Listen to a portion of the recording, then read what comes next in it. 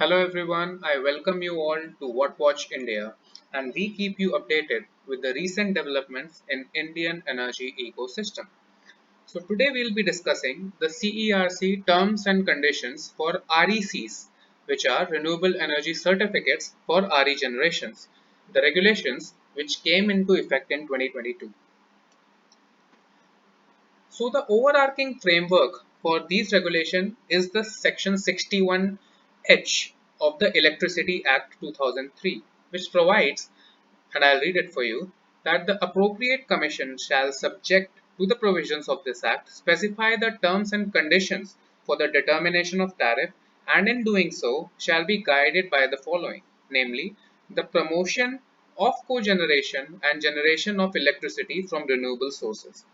So the renewable energy certificate, the entire mechanism is brought forward to promote generation from renewable energy sources and to enable corporations and large organizations to offset their fossil fuel consumption by trading and buying and utilizing the renewable energy certificates. So this is a mechanism that promotes the generation of electricity from renewable sources. So now if we look at the attributes to electricity pricing, there are two attributes. So the entire cost of generating electricity can be divided into two halves. First is the cost of electricity generation, which is the actual operational and maintenance and other overheads that are incurred in creating that renewable energy. This is equivalent to conventional energy sources, for example, fossil fuels, nuclear, hydel. The cost of electricity generation is equivalent to those of conventional energy sources. But there is, in addition to the cost of generating electricity, there is another attribute to the overall cost of generating renewable energy, which is the environmental attributes. And these are recovered via the sale of renewable energy certificates. Now, the government, the regulators, the entire policy framework has been designed in order to promote the uh, generation of electricity using renewable sources, which are good for the environment. So the renewable energy pricing, essentially, in addition to the cost of electricity generation, which is the hard cost of that, also carries some cost of environmental attributes. Now, this is realized in the form of renewable energy certificates. So now we can see that there are two options for renewable energy generators to sell their power. First option is to sell the power at a preferential tariff. Now, what is preferential tariff? That is basically a tariff that has been determined by the commission specifically for a particular source of renewable energy, which is preferential. That means it is in a way that it promotes the generation of electricity from that particular source. Now, an entity that is generating renewable energy can sell that power at a preferential tariff to the obligated entities. Now, what are obligated entities? Um, Under the entire framework of promotion of renewable energy, for example, we have beneficiaries, which are discoms. Distribution companies are obligated to purchase a certain share of their entire consumption through renewable energy. So, for example, if a distribution company is procuring, say, I'll say 10 million units of electricity to eventually supply it to its beneficiaries, a certain portion of that 10 million units will have to be met through the renewable energy. So that means it has an obligation which is called as renewable purchase obligation. So in order to fulfill their renewable purchase obligation, or RPO as we call it, they have to purchase renewable energy. So an RE generator can sell that power at a preferential tariff to those obligated agencies. Now the second option is to sell the power and in a non-bundled form.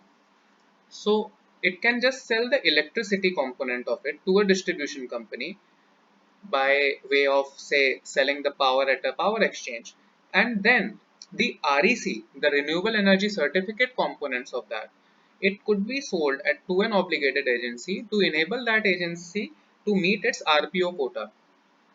So we'll understand this in more detail. I'll make it clear for you. So under the section 62 or 63 of the Electricity Act, section 2 is the one where commission, the State Electricity Regulatory Commission or the CERC has been given power to determine the tariff of a project. So section 62 enables the regulator to determine the tariff, and section 63 enables the regulator to adopt such tariff that has been discovered by way of competitive bidding. So the RE projects that are under section 62 or section 63 of the Electricity Act, they sell electricity and environmental components in a bundled form. So whatever is the tariff that has been discovered either by section 62, in which the commission has itself determined the tariff for a project, or section 63, where I'll give you an example of section 63. The Solar Energy Corporation of India, which has the highest class of electricity trading license in India, what it essentially does, it floats tenders for procurement of certain quantum of renewable energy. For example, it floated a tender of 100 megawatt of solar energy. Now, there will be certain renewable energy developers who will bid for that project to be allotted to them, and they will bid for the tariff, and the project developer with the lowest tariff will be awarded that project. So now the Solar Energy Corporation of India, say for example, it has awarded it to Acme Solar, that 100 megawatt project. Now, after completion of the project, the Solar Energy Corporation of India will take that 100 megawatt of power, right? And it will provide it to a distribution company, which is obligated to procure power to fulfill its renewable purchase obligation, right? So, and so that power already has been utilized for fulfillment of renewable purchase obligation. So these, the projects which are under section 62 or section 63, they sell electricity and environmental components in bundled form, whereas a RE project which is registered under the REC mechanism will sell these components separately, which is the option 2 here. The RE generator will sell its electricity on the electricity market at the prevailing rate, and then for generating that electricity it will get an REC. So we'll discuss in detail how much quantum of energy is to be injected into the grid to obtain an REC. Basically, in it, so say 100 megawatt of energy is generated by a solar project. The 100 megawatt could be sold directly at the market to any distribution company, and for generating that 100 megawatt, it will get some renewable energy certificates, the RE generator, which then it can trade to the obligated entities, which can then use those certificates for fulfillments of their renewable purchase obligation. So now REC, as we discussed, is a commodity that represents the environmental attribute of renewable energy. And another thing is that RE sources are not uniformly located in the India. So, for example, I may have an industry which is very energy intensive, and I wish to procure RE, but I am in a state, for example, I am in Northeast, where there is not enough insolation, there is not enough solar insolation, so I cannot procure solar like that. So whereas in cities in states like Gujarat or Maharashtra or Rajasthan, there is good solar coverage, so the solar output of those states is very high. So if I am an industry located in a geographical location where solar, wind, or any other renewable energy source for that matter is not available, but yet I am under the obligation to meet certain quota of my consumption through renewable sources, I'll have to have no other option but to buy RECs from the trading exchange and then utilize those RECs to fulfill my RPO quota. So this mechanism of REC basically addresses the mismatch between geographical location and availability of RE and the requirement of obligated entities to fulfill RPO. Now, the distribution companies, since they have been obligated by the commission to have certain consumption of renewable energy, and if I'm in a state where there is not enough solar resources, I'll have to utilize the renewable energy certificate mechanism, and I'll incur some additional costs in them. So that cost is a pass-through expense in the aggregate revenue requirement or annual revenue requirement. That means whatever is the expense that the distribution company has made in purchasing those RECs to fulfill its RPO, it can recover that amount from the tariff that it is passing the electricity, at which it is providing the electricity to the beneficiaries. It can add that REC component directly in its tariff. It can load it. So it is a pass-through expense. Now we'll discuss the regulations in detail. So the regulations define a central agency, which in this case is the National Load Dispatch Center. It is designated as the central agency for implementing this entire mechanism, and its functions are the registration of eligible entities, issuing the RECs, maintaining and settling the REC accounts. It acts as a repository of all the REC transactions, and it maintains the REC registry. So NLDC has to be informed whenever power has been injected by a renewable energy generator into the grid to claim the RECs. Then the entire mechanism of trading of those RECs on the exchange is also regulated and governed by NLDC, which is the central agency. Then whenever those RECs have been utilized by a distribution company or any entity for fulfillment of its RPO, it is supposed to intimate the NLDC to extinguish those RECs so that it can no longer, it indicates that it has already been utilized. So for eligibility of issuance of RECs, like we discussed earlier, any renewable energy generator whose tariff has not been determined under Section 62 or 63 of the Electricity Act, or who has not sold power in the power exchange for RPO compliance. So, generators whose tariff has been determined under Section 62 or 63, or first let's discuss this. So, any generator whose tariff has been determined under Section 62 or 63 will not be eligible for RECs, because like we discussed, for example, under Section 63 or Section 62, for example, if CERC determines the tariff for a solar project or a wind project under utilizing its power under Section 62 of the Electricity Act, that means that already the environmental attribute of that renewable energy source has been considered in the tariff. And like we discussed with the Solar Energy Corporation of India, under Section 63 of the Act, those projects are also not eligible for issuance of RECs. Likewise, if a generator has sold power in the power exchange already for RPO compliance of a DISCOM has purchased that power for its RPO compliance, then issuing of RECs is not available, because anyway that power has already been utilized.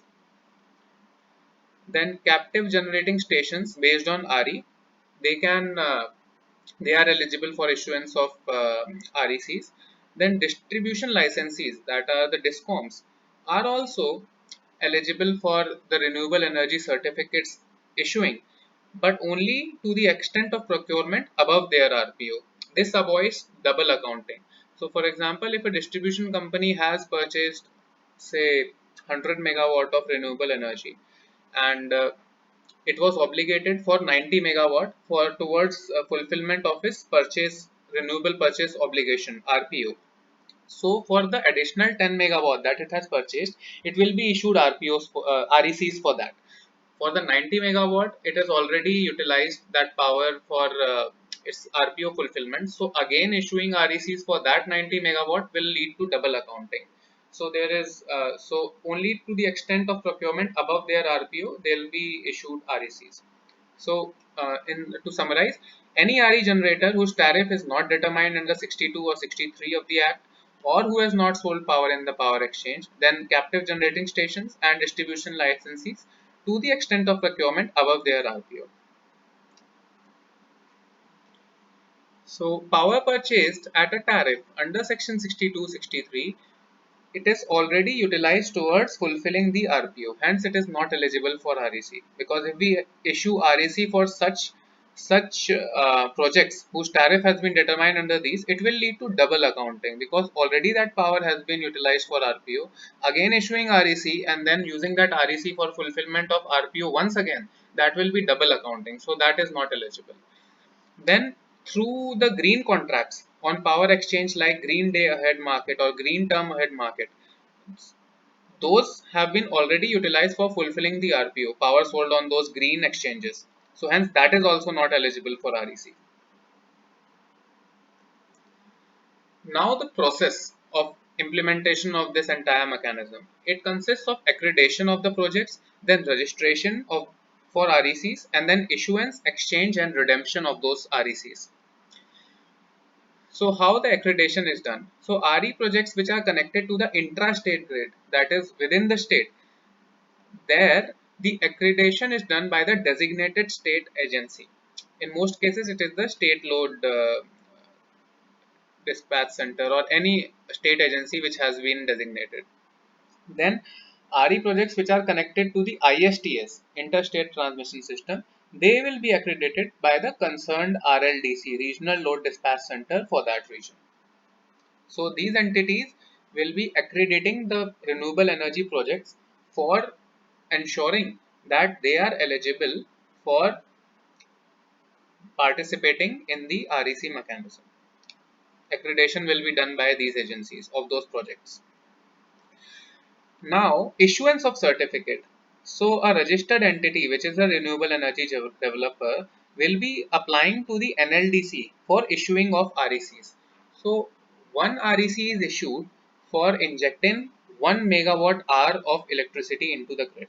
So, if a generator has, say, injected 100 megawatt hour into the grid, it will have to it will be a registered entity and it will have to apply to the NLDC for issuance of RECs against that renewable injection of power. And that application must be made within 6 months of the month of generation. And for DISCOMs, which are eligible for RECs for purchase of renewable energy above their RPO quota, within 3 months from the end of the financial year in which that excess RE was purchased. And then the central agency, which is the NLDC, will within 15 days will either issue the RECs or reject the application with reasons thereof. So timelines have been defined and for smooth execution of the processes. Now, how will the exchange and redemption of certificates take place? So I am a RE generator. I have applied for the RECs against injection of my renewable energy into the grid. Now I wish to sell those RECs, and then an entity will purchase those RECs and redeem them to fulfill its renewable purchase obligation. So the NLDC shall maintain an electronic registry of the RECs recording all issued, sold and redeemed certificates. Now RECs can either be traded via the power exchanges or via licensed electricity traders. Once an REC is used for RPO compliance by an obligated entity, it is considered redeemed. And RECs are valid perpetually. That means they can, once bought, they can be redeemed at any time perpetually. And upon redemption, these are extinguished in the registry, like we discussed. Now, one REC, the denomination of certificates is such that one REC represents 1 megawatt hour. So, one unit of electricity is 1 kilowatt hour. So, injecting 1000 units of electricity into the grid makes a generator eligible for one REC. Then there is a certificate multiplier. Now we have technologies like municipal solid waste based plants, biomass plants, hydel plants, etc. Those technologies have a higher tariff and in some cases are also innovative in the nascent stage of development. So for those technologies, injecting 1 megawatt hour of electricity will yield more than one REC based on the certificate multiplier. So for example, if hydel hydropower, which has been qualified as renewable energy, So hydropower will yield 1 megawatt hour of injection of hydropower into the grid will yield 1.5 RECs, not 1 REC. Similarly, for MSW, it will yield 2 RECs, and for biomass and biofuel, it will yield 2.5 RECs per megawatt hour of RE injection. Now, this multiplier, since the technologies evolve over time, will be reviewed every 3 years based on the maturity of the technology and the costs that are there. Now, the pricing of these certificates. How will the buying and selling prices of these RECs be governed? Only selling basically, not buying, because they are automatically issued without any cost by the central registry. So earlier, prior to these 2022 regulations, the floor price and forbearance price were specified in the regulation, but now the market has matured for these RECs. Now REC prices are as discovered in the power exchange or as per the trading agreement. However, CERC still retains its supervisory power when it notices there is an abnormal spike or collapse in the REC prices, or there is sudden volatility in the REC prices, or there is very high or very low transaction volume on the exchange. So earlier it was that there was a minimum and maximum price band under which RECs could be sold. Now that has been done away with in the current regulations, and the price are as discovered on the power exchange. However, CERC still retains some supervisory power when there are some conditions like A, B, or C. So these are the regulations, and these form the framework for the virtual power purchase agreement. So now what are those? We'll discuss those in a separate video. This is the entire uh, framework of the renewable energy certificate mechanism in India. I thank you all for tuning in. This was it. Thank you.